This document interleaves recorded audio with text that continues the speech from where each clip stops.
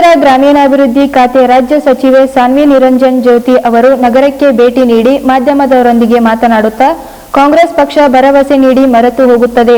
ರಾಹುಲ್ ಗಾಂಧಿ ಅವರು ರಾಜಸ್ಥಾನದಲ್ಲಿ ನಮ್ಮ ಸರ್ಕಾರ ಮೊದಲನೇ ಕ್ಯಾಬಿನೆಟ್ನಲ್ಲಿ ನಾವು ರೈತರ ಸಾಲ ಮನ್ನಾ ಮಾಡುತ್ತೇವೆ ಎಂದು ಹೇಳಿದರು.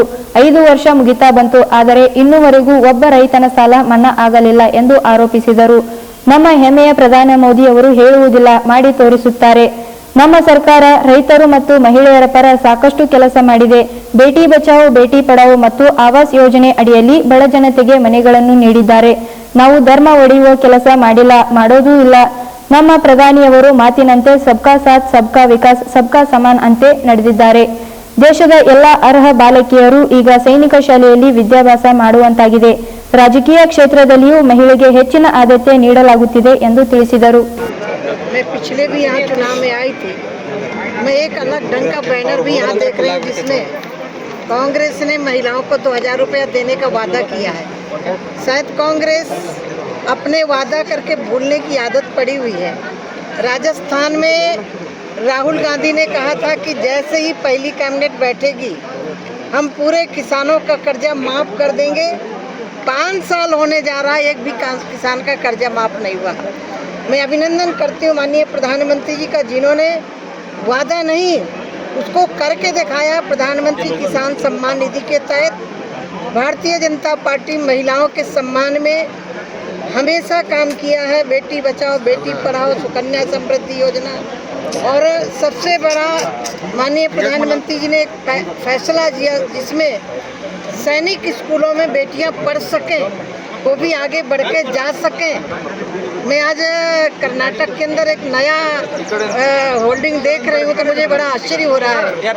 ये वही कांग्रेस है छत्तीसगढ़ में भारत के यशस्वी प्रधानमंत्री जी ने गरीबों को प्रधानमंत्री आवास देने की घोषणा की और दे भी रहे हैं। और उनकी जहाँ जहाँ सरकारें हैं प्रधानमंत्री आवास देने में जो उनका शेयर है वो कह रहे हैं हम नहीं दे पाएंगे। ये है कांग्रेस का असली चेहरा। नारा लगा करके चुनाव जीतना कांग्रेस की आदत है। अब देश की जनता देखिए, हमने बांटने का काम नहीं किया। यदि बांटने का काम किया, मेरी बात सुनिए, यदि बांटने का काम किया होता तो हमने आवास सबको दिया है। हिंदू हो मुसलमान हो कोई भी हो, आवास हमने सबको दिया। गैस चूल्हा सबको दिया। किसान सम्मान निधि का पैसा सबके पास जा रहा है। मैं इतना ही कह सकती हूँ, देखिए मैंने बयान सुना नहीं, उस पर मैं जवाब नहीं दे सकती, लेकिन हमने काम माननीय मोदी जी के नारे सबका साथ सबका विकास सबका विश्वास और सबका सम्मान, इसके तहत 2014 के बाद से सरकार काम कर रही है। और कर्नाटक में मैं पहले भी आई थी, आज सड़कों का यहाँ कर्नाटक के अंदर जाल बिछा हुआ है जो आपको दिखाई भी पड़ रहा है, आप चल भी रहे हैं। देखिए पहली सरकार है, केंद्र में 11 महिलाएं केंद्र में मंत्री हैं और सर्वाधिक महिलाएं भारतीय जनता पार्टी से जीत करके गई हैं।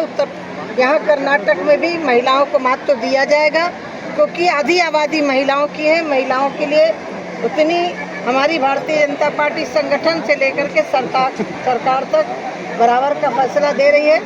आपके ही प्रदेश से भी मंत्री एक महिला है केंद्र में, और नॉर्थ ईस्ट से भी ऐसा कोई स्टेट नहीं बचा जिस एरिया से समाज की महिलाएं भारत सरकार में। राहुल गांधी और विदेश में देखिए दुर्भाग्य इस देश का, घर की बात घर में करनी चाहिए, पार्लियामेंट में करना चाहिए।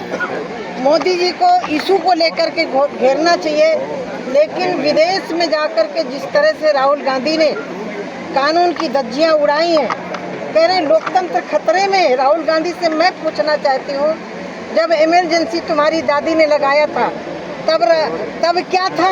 तब क्या लोकतंत्र नहीं खत्म हुआ था? जब साधु संतों पर गोरक्षा आंदोलन लेकर के संत गए थे पार्लियामेंट के लिए, तब सोनिया यही राहुल गांधी की दादी ने गोलियां चलवाई थी, तब लोकतंत्र कहाँ गया था? 84 में जिस तरह से सिखों का कत्लेआम हुआ था तब लोकतंत्र कहाँ था? उसकी भी बात कम से कम कर लेते। लेकिन दुर्भाग्य इस देश के अंदर आकर के बोले, सदन में बहस करें, लेकिन विदेश की धरती में जाकर के भारत का अपमान करना, भारत के लोकतंत्र का अपमान करना, राहुल गांधी को माफी मांगना ही पड़ेगा।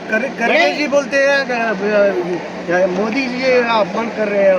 मोदी जी अपमान नहीं कर रहे, सीधे कांग्रेस कि एक आदत सी पड़ गई है मोदी जी को लेकर के, मोदी जी की माँ को लेकर के, जो मोदी जी के पिता नहीं है उनको लेकर के एक तरह से कांग्रेस टारगेट किए हुए है, क्योंकि कांग्रेस खत्म होती चली जा रही। मैं जिस प्रदेश से आती हूँ उस प्रदेश में एक सांसद कांग्रेस का है, सबसे बड़ा प्रदेश है, और एक दो विधायक अकेले चुने गए हैं। 403 विधायकों में कांग्रेस पूरी तरह खत्म हो रही है। कांग्रेस अपना अस्तित्व बचाने के लिए जिस हद तक जा सकती है जाने की कोशिश कर रही है। ये देश की जनता मोदी जी के साथ यूपी में जैसे बुलडोजर चल रहे हैं, कर्नाटक में कब चलेंगे? यहाँ पर भी क्राइम ज्यादा है। चिंता मत करिएगा।